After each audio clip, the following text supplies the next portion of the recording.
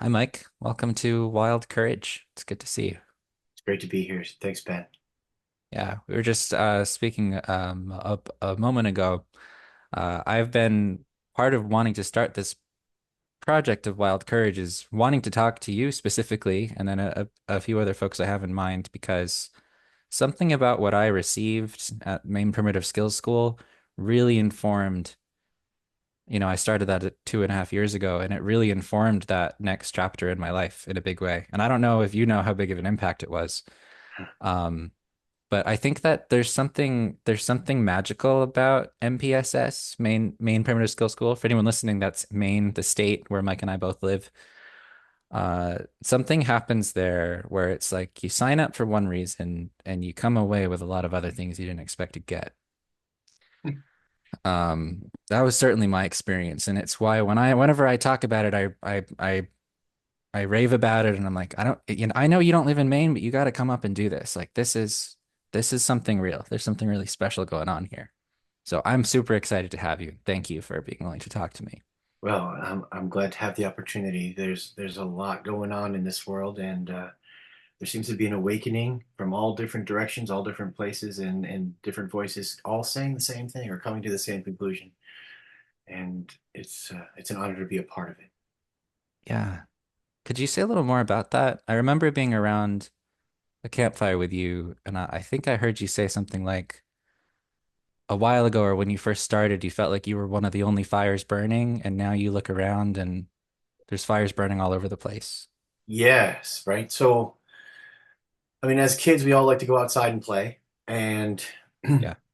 there's this there's this point where you feel torn between the primal self wanting to climb trees, jump in puddles, sneak up on animals, explore, that genetic code that we are all born with, Hmm. and that I believe is our interface with the rest of the world. It's how we were meant to dialogue with a living and healthy landscape.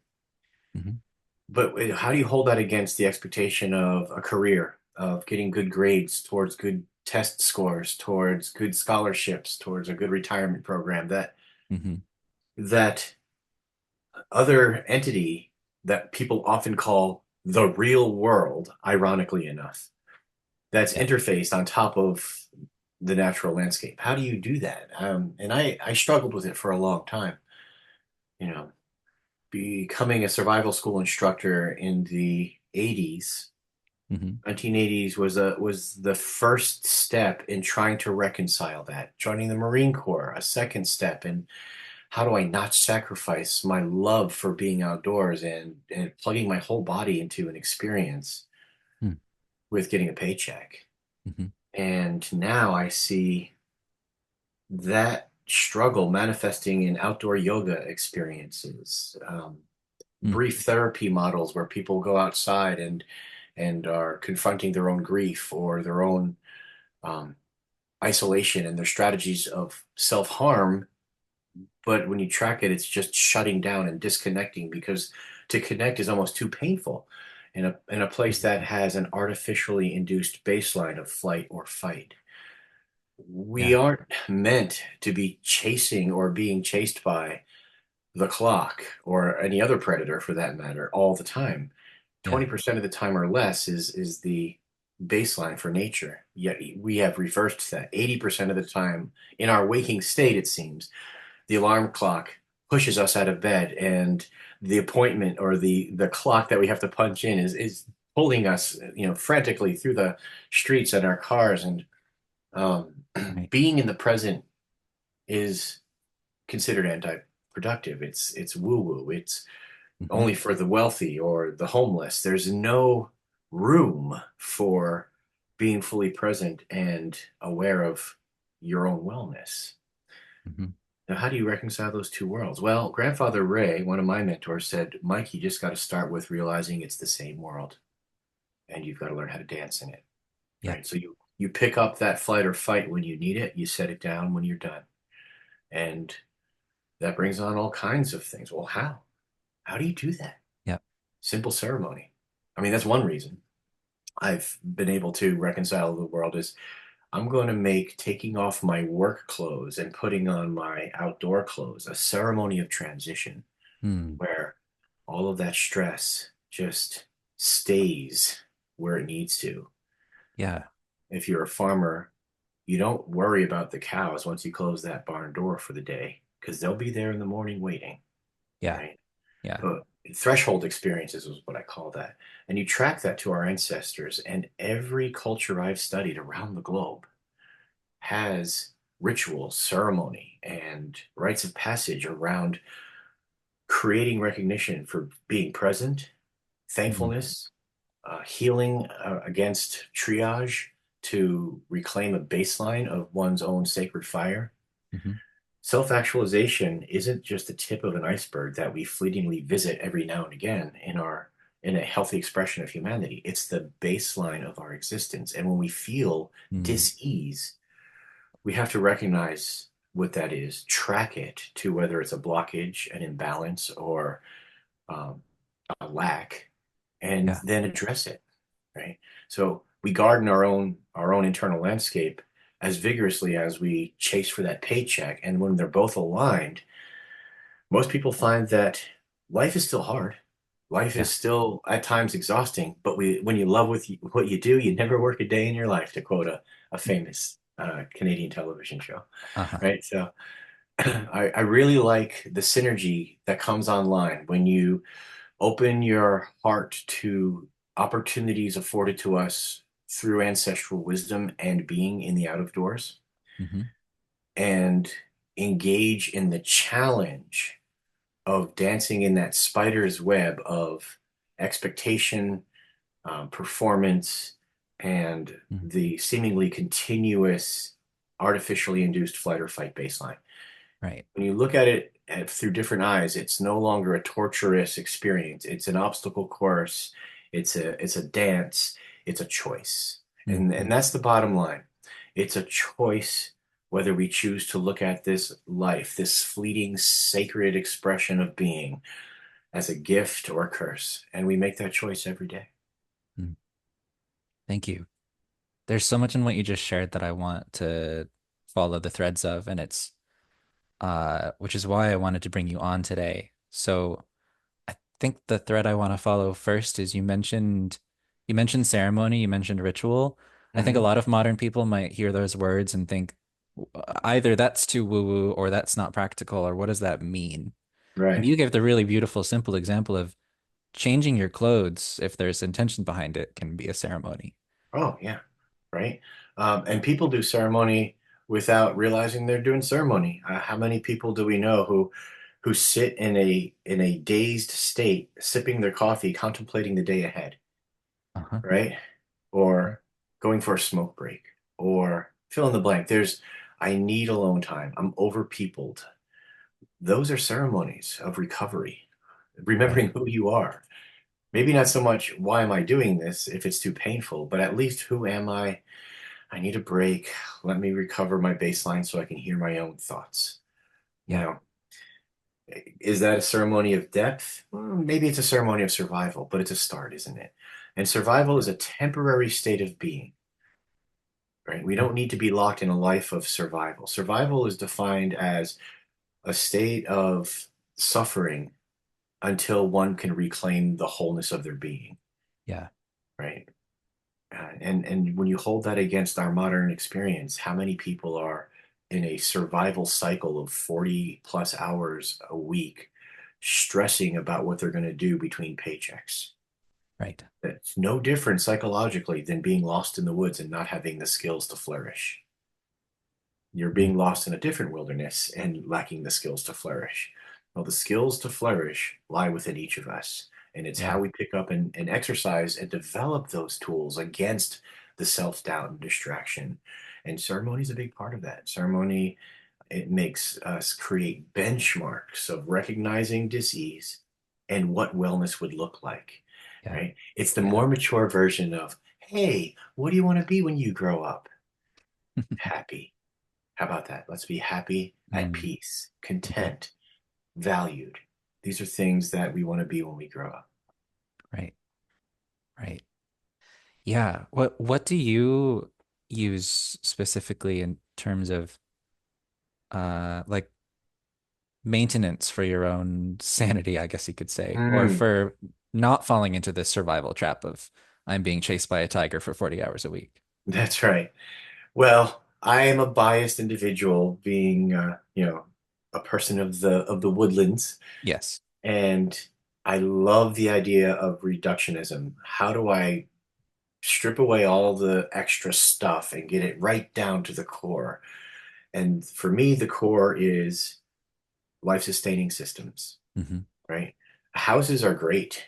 They take crews of people who specialize in skills many weeks to build a house. Carpenters, Hmm. people who lay concrete, plumbers, electricians, drywall folks, roofers, right? All of these folks come together in a sequence, and there's people who oversee the coordination of all of the crafts going on. What does all of that look like if it's just you with no tools in the woods? How do you design a thermal envelope and an airflow management system that'll keep you not just warm, but comfortable through a below freezing night with Hmm. no clothing, Hmm. right? And then from there, if you can achieve comfort with just your own hands, your wits, the awareness you have about the landscape around you, the materials and how to use them, how to design them, well, then everywhere you go is home, right? So shelter, water, fire, food, all built from a foundation of awareness and choice. These two pieces, awareness of your environment, Hmm. which gives you more choices, Yep. right? And the choice in your heart to be proactive and to improve your situation. Don't worry Hmm. about the against all odds part. There is no against all odds. The odds are in your favor as soon as you choose to do something about it, Mm. right? But it's so easy, isn't it, just to sit back and blame the world, to sit in a fetal position and curse all those that did this to you. And you start to spiral because no one's going to go into that hole with you. They can't. If they do, then there's two Yeah. people drowning in that despair. Yeah. But to have just enough strength in that one moment where you could stand up on your own 2 feet and get a different perspective and find that one thing, whether it's doing the laundry that day or cleaning the living room, that one thing that gives you a sense of purpose and success. Yeah. That could light the whole Tinder bundle. That could get your passion going and change the course of your day. And if you can change the course of a day with one simple act, even if it doesn't seem to make sense in the context of your situation, that one simple act of getting a sense of purpose or success, then it can change a week into Mm. a month, into the rest of your life. Hmm. Yeah. Yeah. Yeah. It's you're talking about this thing that I discovered quite quickly after going to the school is this is not just practical outer work or skills development. There is an inner work that needs to happen here, or that Mm, is happening on me by virtue of participating in this. Um, could you speak to how actually, people engaging in primitive skills changes them? Uh, and maybe we can define primitive skills first, actually. yes. People might not Yeah. actually know For what that is. well, for some people, it's a loaded term because they've been led to believe primitive means stupid, and it doesn't. Primitive is first skills, the Mhm. skills of our collective ancestry, born of a passion to live and a passion for the future generations to live. Everybody loves their children. Everybody wants their children to have a better life than they do. The Mhm. reason we're here is because of primitive skills, of the first skills of hunter-gatherer nomads around the world, passed through the generations, refined and adapted to constant change and hardship because the children have to live, right? They are the core of the community. They are the future of our species, of our Mhm. existence. They are the genetic code that keeps us maybe not immortal, but going forward. And Mhm. to somehow twist that term and make it seem like it's stupid is almost like insulting your grandparents.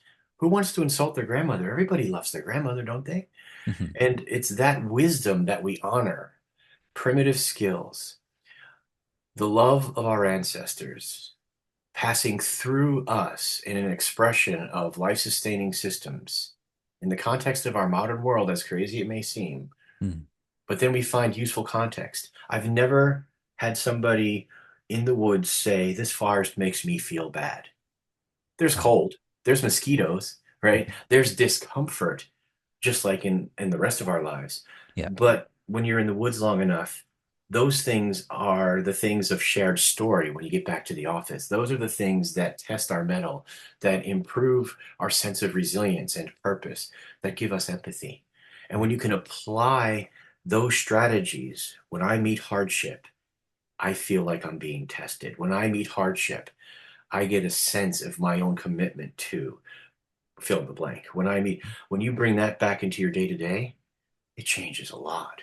Right. It makes you more appreciative of what you have, and it also gives you a sense of what you can do with this raw material, even if it at first appears to be an obstacle or a source of pain or discomfort. There's always something to learn, right? Hardship gives us resilience. It teaches us, it gives us insight, it gives us empathy. There's always some lesson.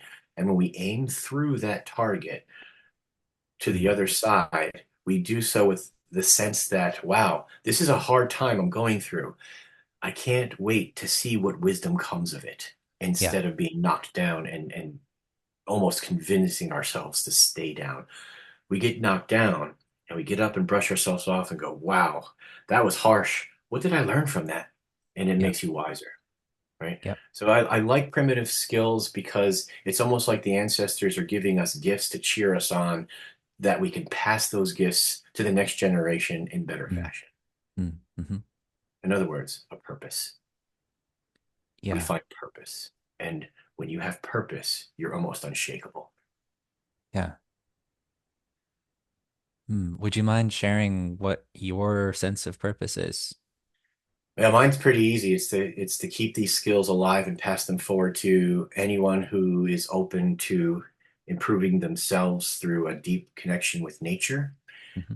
themselves, and by default, other human beings. It is so easy to love everything of nature and hate humanity. There's a lot of Yes. people who blame humanity for the dis-ease, and not too far off, but how about looking at nature and the environment as a reflection of our own internal wellness Yep. and then changing the course of it? Because nature, the idea of vacation, the act of getting away from it all, Hmm. we get called to the shores, the mountains, we go camping, we go hiking, Hmm. fishing, we get out and away from the city to remember who we are. And we come back recharged, right? It's reversible.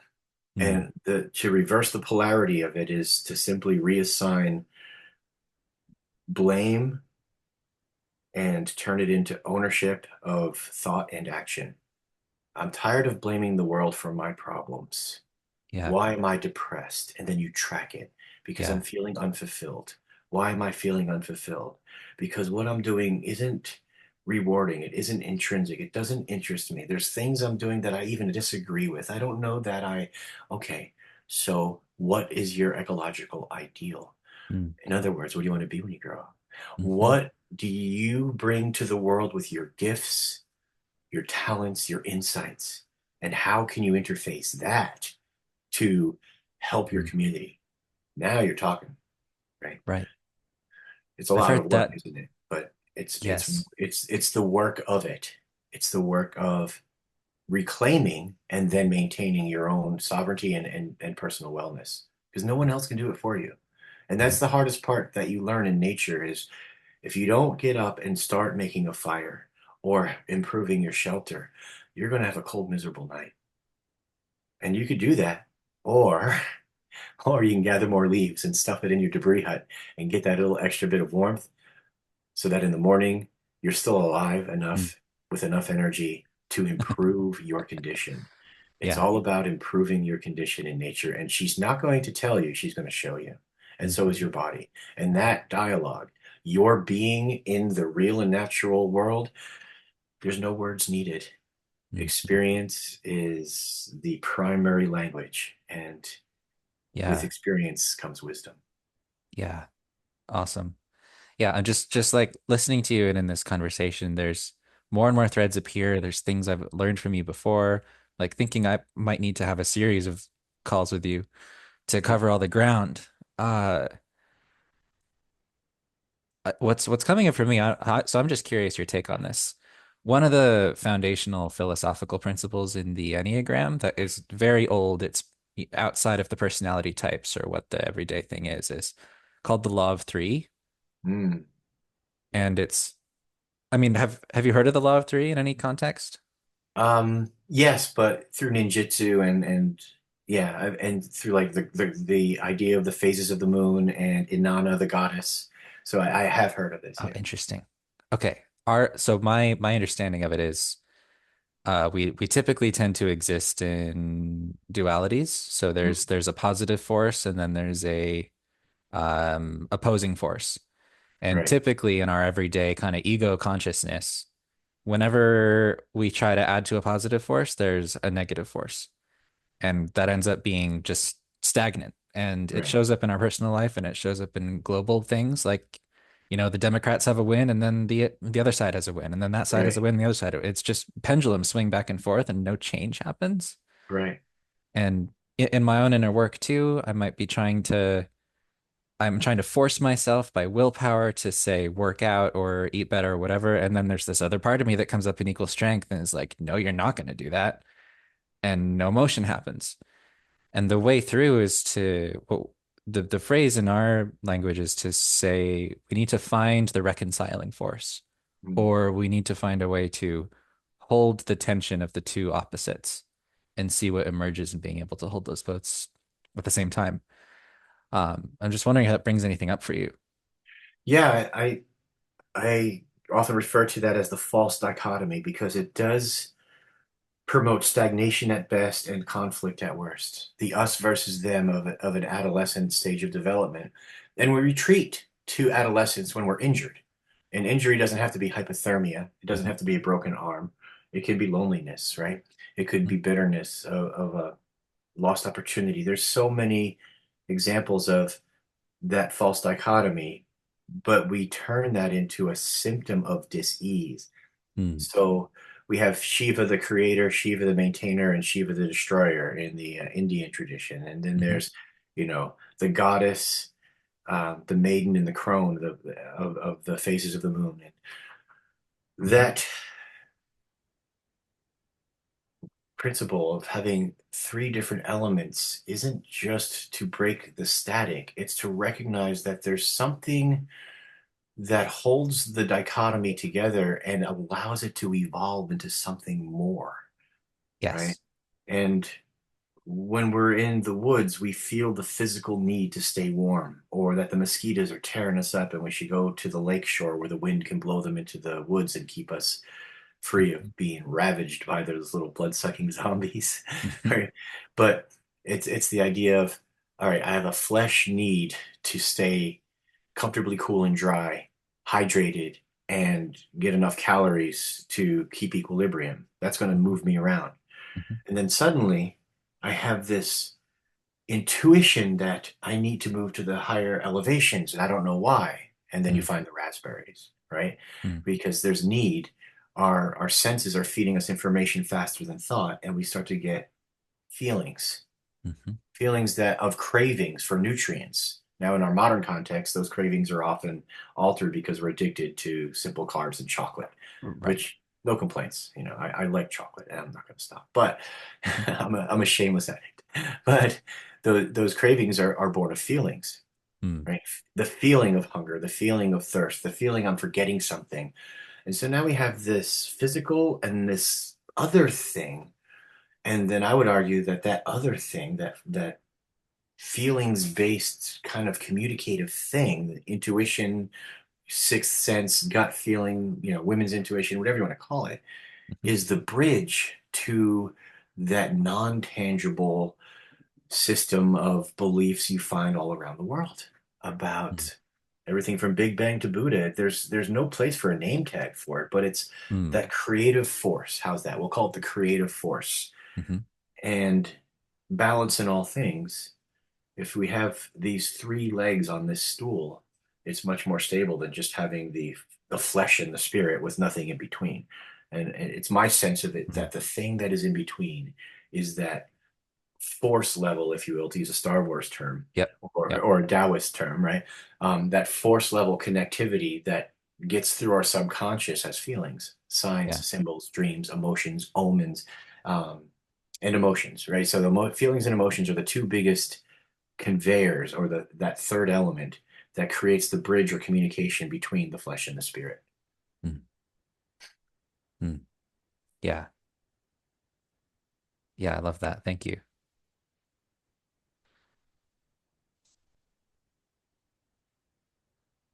Maybe I'll ask you. So I've had a bunch of questions so far, but I'm curious as we're talking, is there anything arising in you that's like, yeah, if this opportunity to share something, what wants to be shared or what's coming up?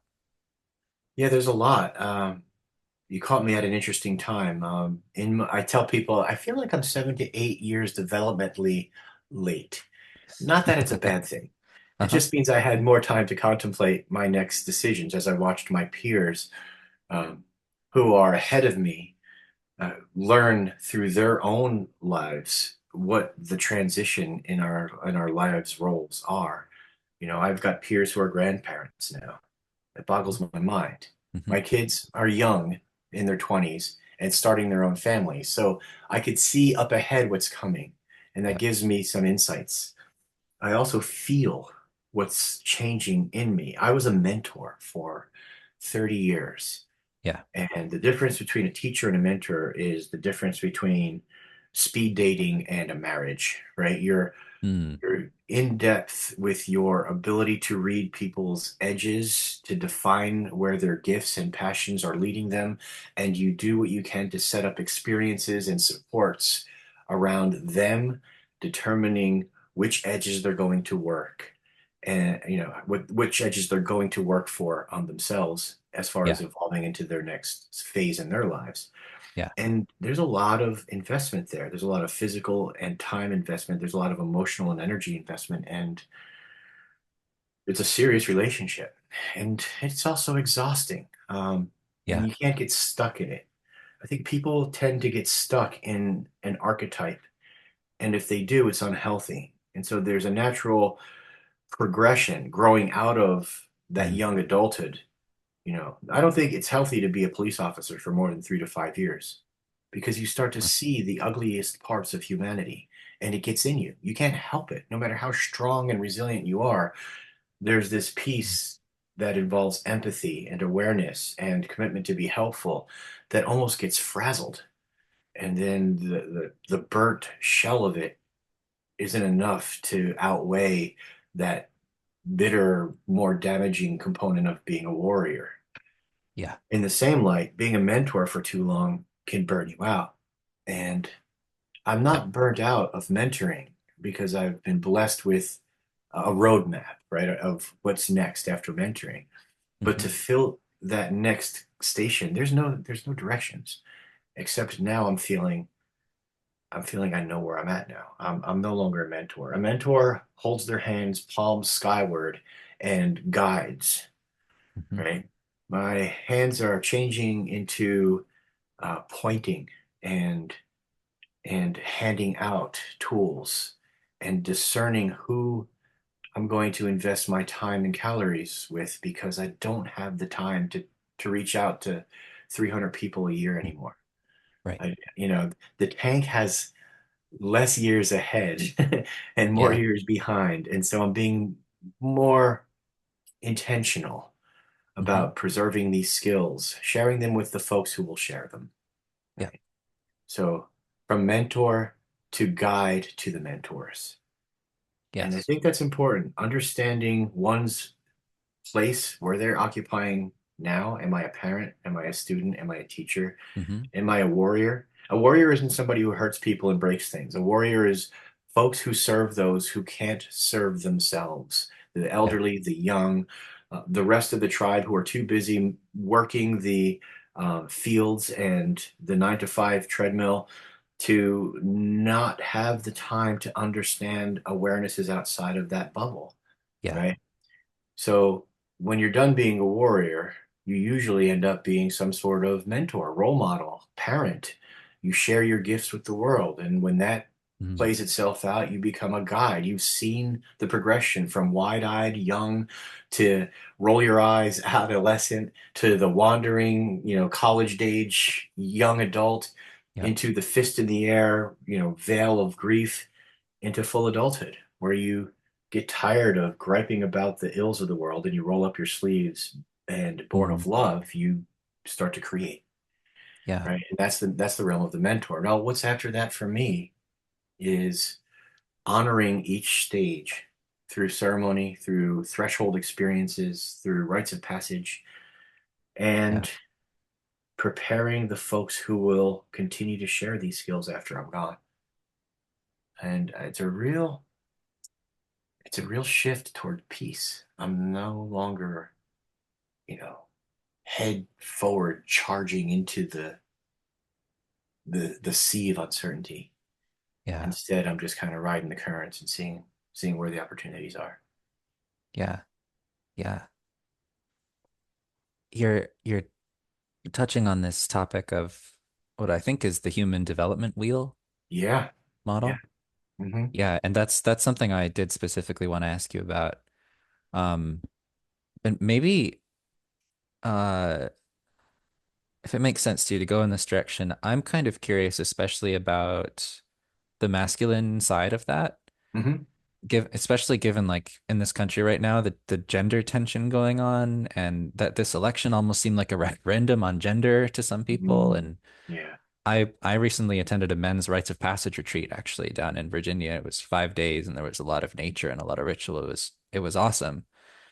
These men are trying to speak to this thing that people in our culture don't get initiated in any healthy way, and then they try to initiate themselves somehow.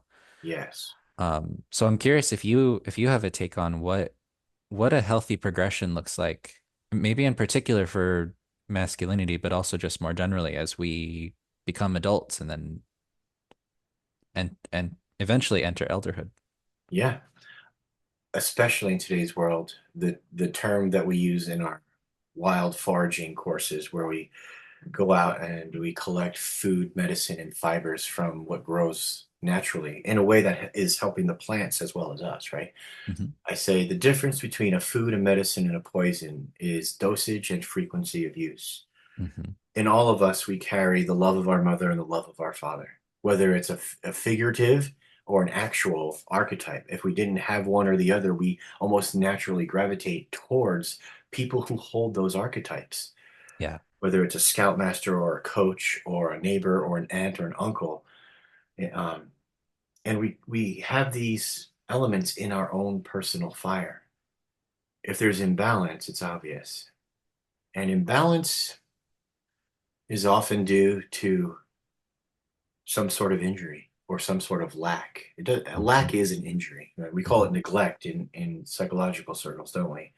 But a lack of healthy interactions with archetypal energies that we look up to, Yeah. right? Who do you look up to? Is it somebody like a grandmother who just is so resilient with her arthritis, but she still makes the cookies? Or is it the grandfather who goes out before the sun comes up to feed the animals and tend to the farm? Or is it the mom who's a waitress and spends hundreds of hours just to make sure their kids have clothes for school? Or, yeah, there's all of those things in us. And what we're Mm. seeing in our modern world is injury born adolescent behaviors. The Hmm. storytellers are stuck in their adolescence. There has to be a them so we could have an us. And the us versus them has become so fevered in pitch that it almost seems like inevitable conflict. Mm. But mom wouldn't put up with that, would she?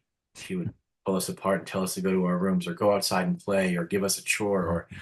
so we have to break that cycle. It's almost like somebody needs to splash cold water on the storytellers of our adolescent mindset to Uh-huh. break the injury. It's feeding the injury, it's fueling it.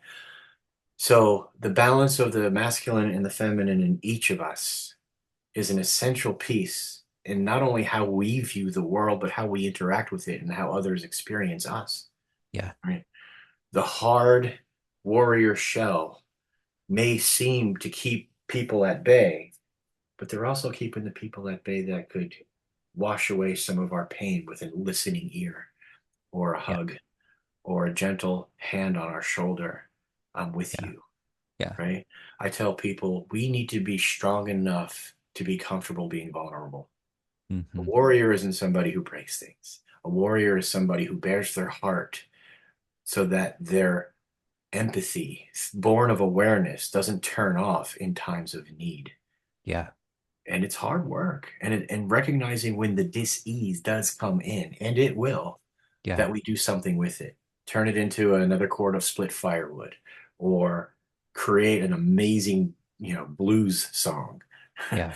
And if you can't sing well, sing loud, right? Turn that energy to something productive because it is actual energy. And to hide it in, to harbor it inside, or to pass it off um, irresponsibly through violence of action or word is Yeah. just going to fuel the flames that are already ablaze. It's never too late. There's infinite on roads and off roads on this medicine wheel, the wheel of dis-ease versus the wheel of health and wellness. Right. It's a simple switch, and the switch is choice. We Right. each are born with this sovereign sense of choice. One day I woke up to look for my friends, so I couldn't find any enemies. And so the next day I woke up to look for my enemies, and I couldn't find any friends, right? Hmm.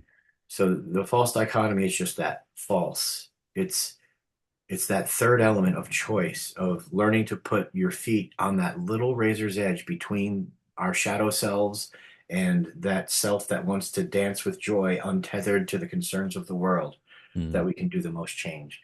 Dosage and frequency of use. Hmm. Yeah. Yeah. This is exactly the kind of wisdom that I try to talk about when I tell people I know, like when you don't have some of these nature-based models as part of your system, you're missing something about Hmm. what it means to be human. And there's a lot to learn from this about how to exist in the modern world too. Because our biology and our neurons and everything is pretty much the same as it's been for hundreds of thousands of years. You could say we've been domesticated. I put that in quotes, but um, still, like we weren't wired to do this stuff. No. But what can we learn from how we were wired in order to show up with what we have? Right. I mean, can you imagine people 5,000 years ago, regardless of our lineage, master trackers and herbalists, people who could use the nerve endings in our bodies with our eyes closed, listening to the way the birds are moving through the landscape, the wind on our flesh, the moisture content in the air, to Mm, accurately predict the weather for the next 2 days. And with that, the movement of the deer, the mice, and in relationship to the mice, the owls, the fox, the bobcat, all of those things, yeah, right? Without having to leave their shelter, without yeah, having to take one step into the forest, they would already know the location of the game animals. That heightened sense. Now take that hyper antenna, which communicates, by the way, in feelings, right? And then put it in rush hour traffic and mm, give it a deadline mhm, and threaten it with, if you don't pay these bills, your lights go off, winter's coming, and you have a family to take care of. right, Right. So the situation hasn't changed. We still need shelter, water, fire, and food, but the compression of those things have yeah, created a high pressure situation. Right. We can't feel the landscape because that would mean we feel everybody's angst in every car around us during rush hour traffic, and that would drive us crazy. So we go in, we right, turn it on, and part of the issue isn't so much abuse, it's neglect. When we yeah, stop feeling, we stop interacting, right? The acorns aren't mm, being produced every year because no one's harvesting them. So they shut down to prevent the explosion of acorn weevils that infest all of the acorns.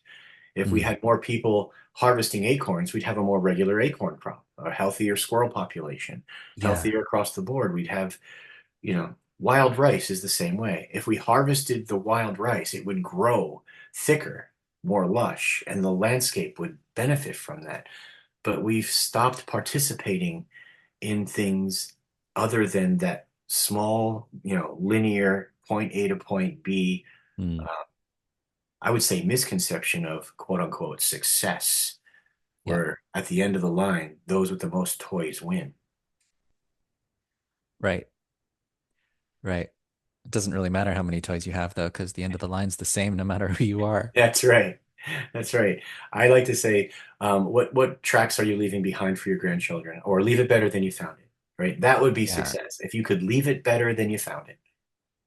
Yeah. And you're also talking about something that I try to bring up whenever I can, which is this concept of at least my interpretation is it's stewardship, and that actually it's perfectly within the realm of human possibility and maybe even our true nature to be in reciprocity with the rest of nature.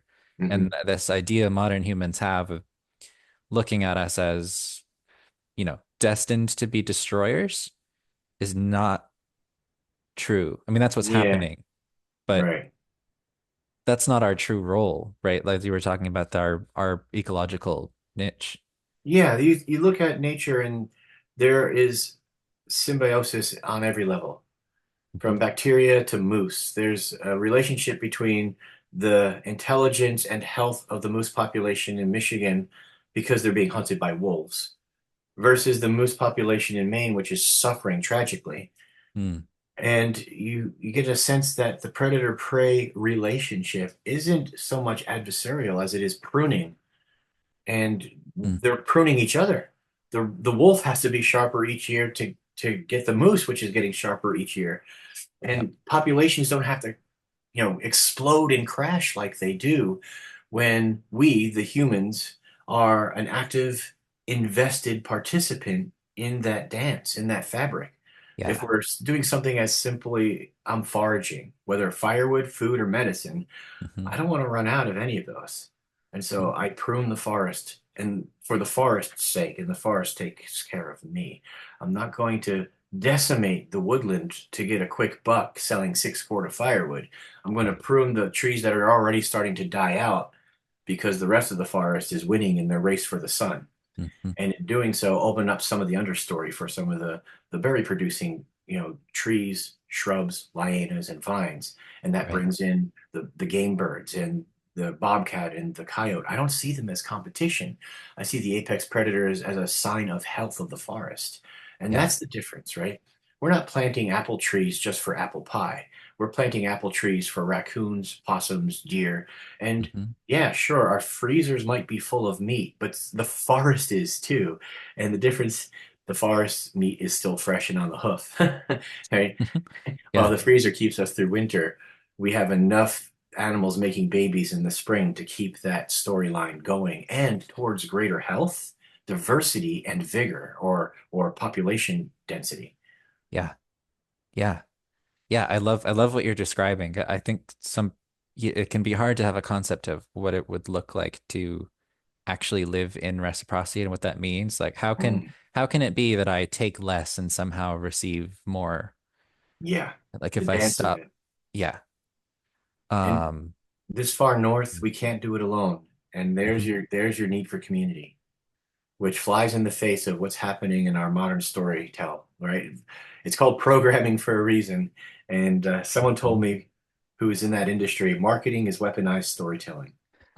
I never forgot about that. I don't think it needs to be, Mm, though. I think if you were to share an insight, a craft, a skill, how to recognize poison ivy or water hemlock against, Queen Anne's lace or wild sarsaparilla, um, that exchange, and that's what it is. It's developing a mutually beneficial exchange that reverses entropy or the law of diminishing returns, mm, right?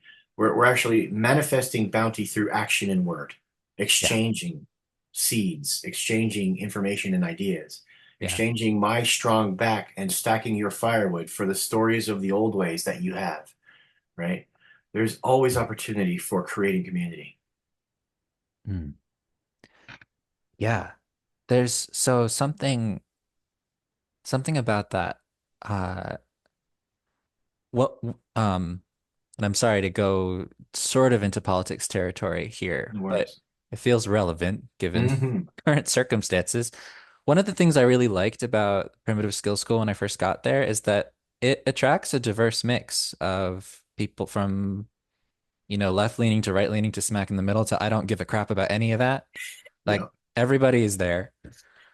and I don't really care when I'm there who's who. I might learn something as it's an afterthought, like whatever. We're all here participating in something. And it as someone who has been very concerned and fired up about climate change and very much swallowing every narrative about that, um, to what I'm and then to hang out with people on the opposite side of a political spectrum who love being in nature as much as I do. Hmm. Where I don't know if you could speak to this, but like where can we find some common ground? Or if we look at the environmental d degradation that's going on and whatever your stance is on climate change, like sea levels are rising and invasive species are here and stuff is dying. Like, Hmm. how do we meet each other and come together around that? Is Yeah. there anything in the work that you do or that we can learn from nature about how to Hmm. engage practically and start Yeah. healing? So that's a question that will answer itself when people go out in the woods long enough and work together. I call Mm, it the sacred question. When you have a situation come up, wow, we've got Japanese knotweed everywhere. Why is this here? What is this telling me? What should I do about it? I'm not mm, going to call it an invasive species. It is an hmm. aggressive non-native for sure, Yep, but it's also a powerful medicine for Lyme disease. And now right. I'm going, oh, interesting. I could use this for Lyme disease. All right, that's valuable. Now, as a caretaker or gardener, I know I'm not going to plant this in my backyard Mhm. because it'll never go away. And there's a lot of it. Yep, The biggest risk in today's world is because we've made it an enemy, we're going to use chemical warfare against it. And I don't want to harvest plants that have been poisoned, right? yep. So there's a dance, and there's an opportunity to educate, and there's an opportunity to actually help people who have chronic Lyme disease to feel better, Hmm. and it's free. Right. And there's enough printed research that you don't have to get yourself in legal trouble. You could just refer people to the research and speak from your own experience about using Japanese knotweed to Hmm. help with cyst-protected spirochete bacteria that love to go into the synovial fluid of your body. And that's just with Hmm. Japanese knotweed. Yeah. Now, if we could do that with a plant relationship, we certainly can do that with a people relationship because we have much more in common with the other person. The Mm, only thing is the narrative of division. We have more in common with each other with regard to our needs, shelter, water, fire, and food, hmm. and our desire to feel needed, appreciated, and loved Mm, than we'll ever have with what we have in as far as differences go. And mm. feeding the commonalities through a shared experience, I call it shared story, Yeah. is one of the most healing salves against that narrative of division. Hmm. Mm. Yeah. Yeah. Yeah. Thank you. Mm. I, just have this intuitive sense that there's something something important maybe about I don't know if it's my role or this particular conversation or just primitive skills or what that's like uh relearning how to cooperate and be neighbors Mhm. is the shock point that we're up against in our Yeah. culture right now. It's like Mhm. that is the question. Right. Um, yeah. Life skills to include getting along with each other. It really is. Yes. For all of the apex skill sets that the school is known for, the bow making and tracking Hmm. and mastery of one's own wellness in unplugged in environments with no electricity. I can live comfortably. What? And for all 4 seasons if I start early enough? What? Okay, that Yeah. stuff's cool, but what it's really all about is reduce to bare minimum your ability to remain comfortable regardless of any condition. And now that you're in a place of peace, be a good neighbor. Right. To your humans and non-human neighbors. You got it. Yeah. Yeah. Yeah. Hmm. I have a I have a couple more threads to follow and then we can start wrapping up here. Yeah. Let me just pause for a second to see where that one went.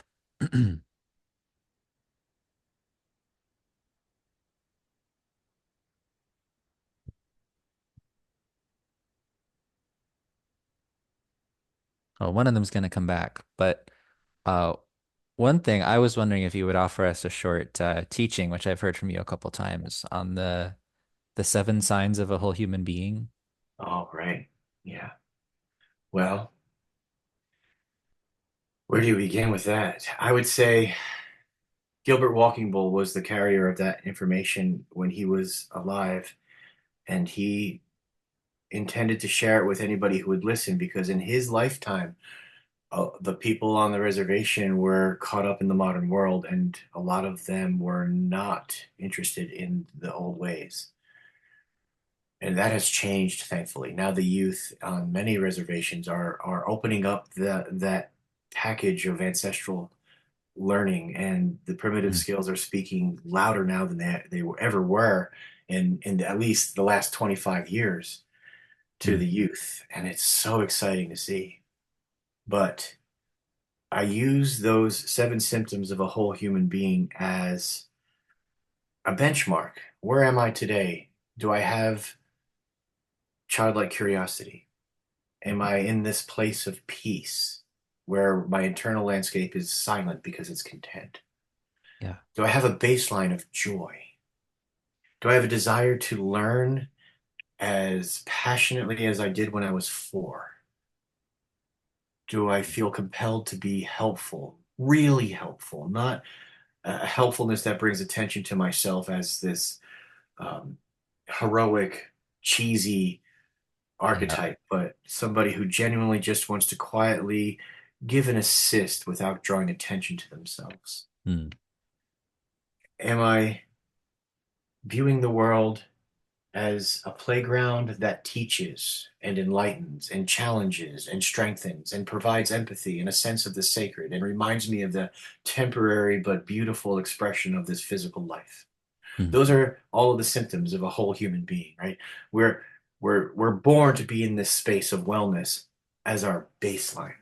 Right. And sure, loved ones die, car accidents happen, we get cut off, road rage, whatever, but we normally have this little flash of a dis-ease and then we return back to that baseline, Right. right? And if I'm off a little bit, well, then there's the work to be done. Let's track that. Let's Right. track it to a source and then start untying that knot or planting those seeds or drinking the water or taking a nap or whatever it is we need, right? Right. And if you look at those shelter, water, fire, and food as the physical needs, shelter is warmth, sleep. Mhm, Am I comfortably cool and dry, mhm. right? Fire can be metaphorical, passion, but it's also, did I pay the electric bill? Because it's light and Yep. warmth, Yep. right? Yep. Water, enough said. We're chronically dehydrated as a species, aren't we? As a modern Western expression of humanity, Mm, dehydration is almost to be expected, and it affects our judgment and our awareness and our empathy. mm. Right? And then food. Food is more than nutrients. What are we putting into our bodies? And how are we investing our calories?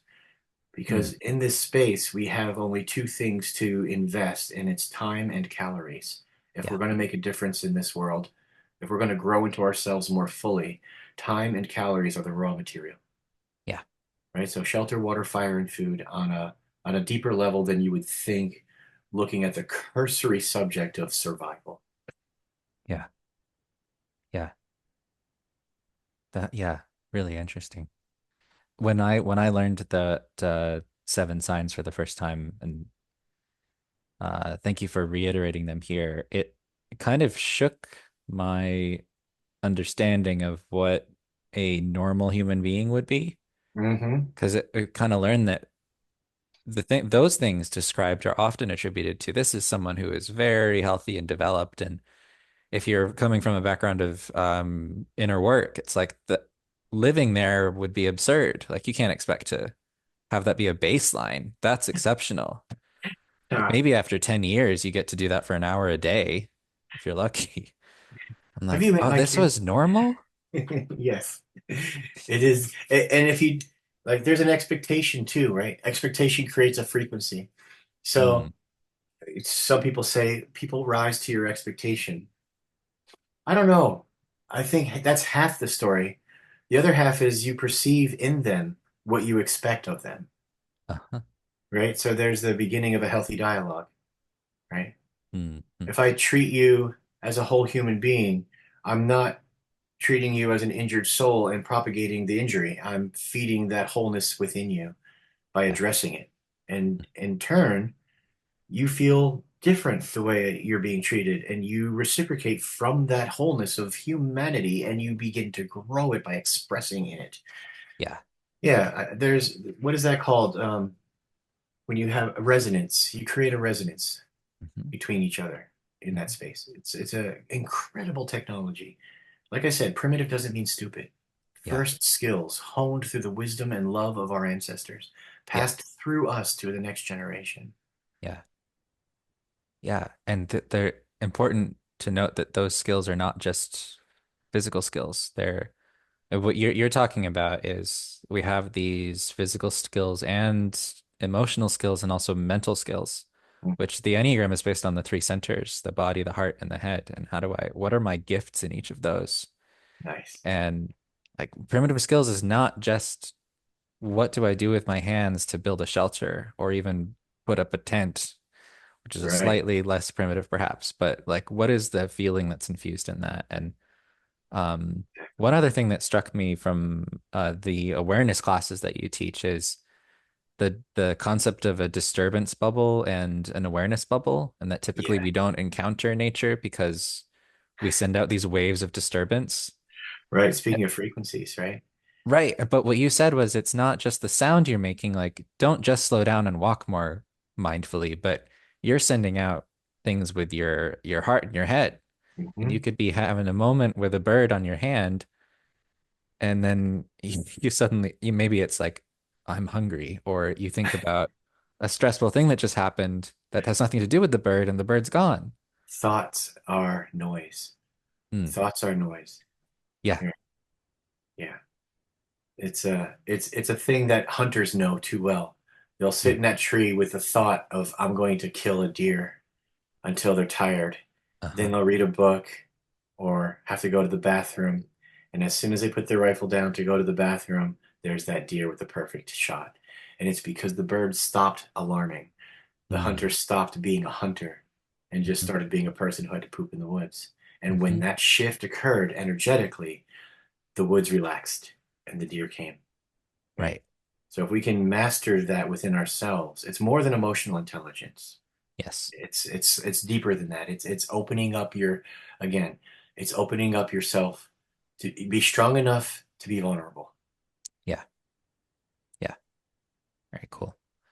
I have one more question. I'm going to let you have the last word if anything else is coming up. So, if I were someone who's like listening to this and is excited about what you're talking about, Hmm.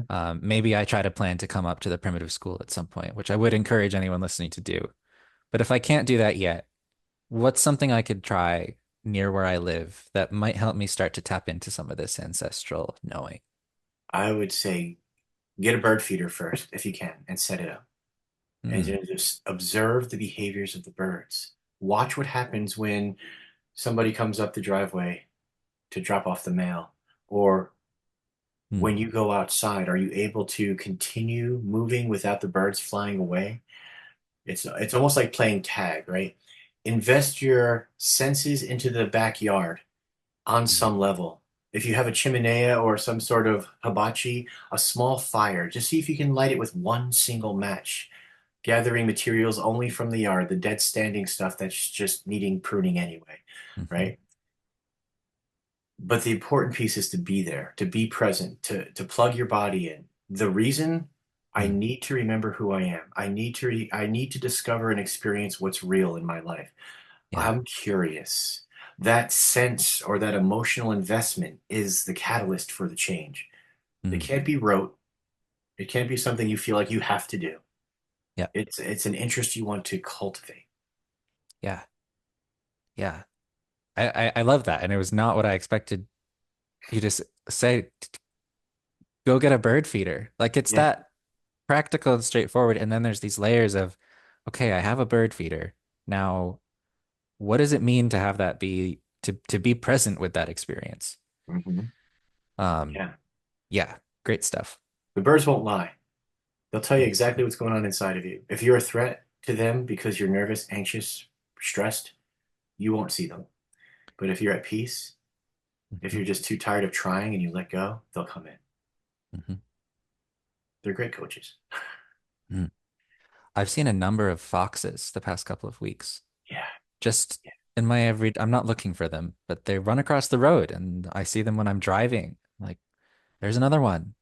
Right. I don't know what's going on there. I didn't Right. used to see So, foxes, but what a quote unquote coincidence. Did you ever right. learn a word and suddenly you see it everywhere? It's Uh-huh. because you built a bond with that word. And so Hmm. there's a lot of mythos around that in our hunter-gatherer collective ancestry around the globe.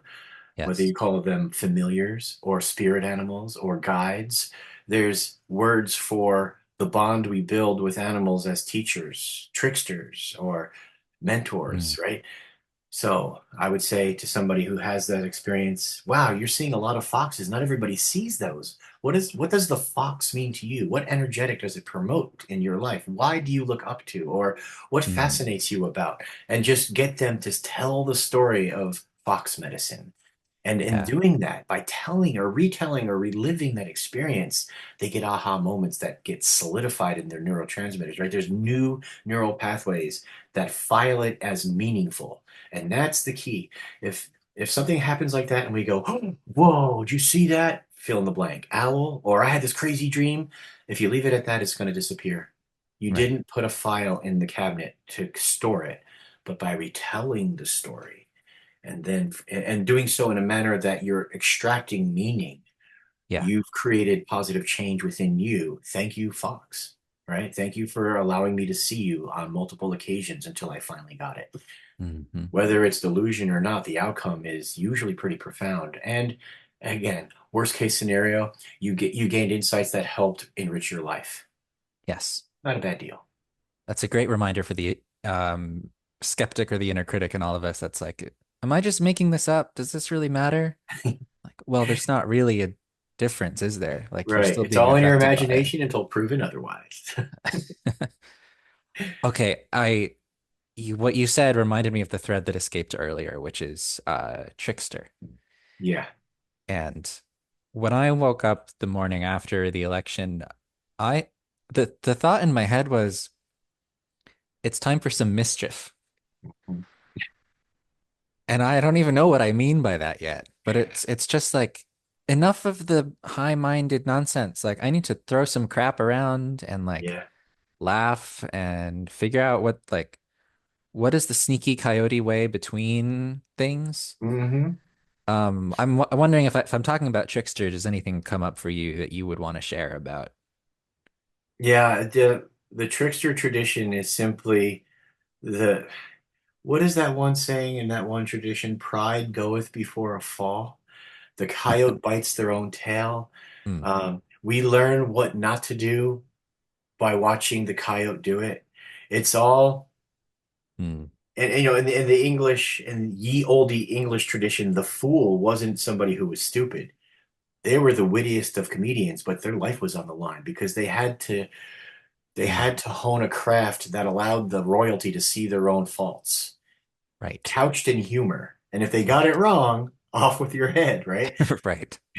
And they often got it wrong, and there was a lot of beheadings. Well, that's us. We are the coyote. We are the trickster. We are the ones who, when we just feel like we got it going on, we tumble and crash and burn in the most glorious of fashions. And Hmm. then the universe, it seems, is waiting for us to see if we're going to jump up and bow Hmm. at that marvelous performance, or look around, hope nobody saw us, and skulk away into the shadows. Yeah. Because the event didn't change, but how we reacted to it determined who we were that day and who we're going to carry forward into the next day, right? Yeah. I don't want to be the skulky into the shadows guy. Sometimes you have to be, but Yeah. most of the time, if you can get up and bow and laugh with the crowd, you're richer for the tradition. You're Yeah. richer for the experience. You're richer for being alive and accepting mistakes as rings of growth and wisdom. And Hmm. mistakes aren't to be avoided. You don't go looking for them, but when they do occur, you honor what they have to teach. And in doing that, you seem to heal a lot better, a lot quicker, more fully in yourself than if Mm, it's, oh, crap. Oh, my life sucks. Yes, it does, because you chose to view it that way, mm, right? Last mm. time I'll do that again. Whoa, that's a different reaction, isn't it? Yep. So, Yep. again, choice. Choice is sovereign. Yeah. I guess if I were to leave something to somebody out there listening to this podcast, Hmm. you've already demonstrated a choice to improve, a choice to be curious to the perspective and reality of other people. I would ask you to choose to honor that piece of the sacred puzzle that you and you alone carry, that Mm, your gifts shouldn't be selfishly hidden, whether you sing or write or share information, whether you carve or are really good at mechanical things. The mm. world needs you online. They need you happy and well. And choosing to be a productive player in the matrix, or someone who coaches, or someone who supports, or someone who needs to take care of themselves long enough to be able, from a platform of strength, to take care of those around them they care about. Mm. We need you online. Don't use shyness or injury as an identifier. Use it Yeah. as a temporary obstacle to wrestle with, and in wrestling it, you gain your strength and your bearing. And we look forward to having you online. It's not our political beliefs, our language, the color of our skin. It's how we live our life and treat all of the lives around us, from the soils to the sky, that determines the type of being we are. Mm. And I look forward to seeing you all on the trail. Beautiful. Thank you for that. And thank you for being a guest on the Wild Courage, Mike. This was a wonderful conversation. I had a lot of fun, Thanks, and I Ben. An certainly honor hope to to, be here. yeah, have you back sometime maybe. And a That'd be final wonderful. plug for everybody to just go to the Primitive School. Go check out online. It's primitiveskills.com, right? You Primitiveskills.com, got and that yeah, URL early, so nice. So excellent. it's easy to find, and I think I've taken everything at least once, and it's all awesome. So I can personally recommend it. Excellent. All right, Thanks, Ben. we'll end there. All right.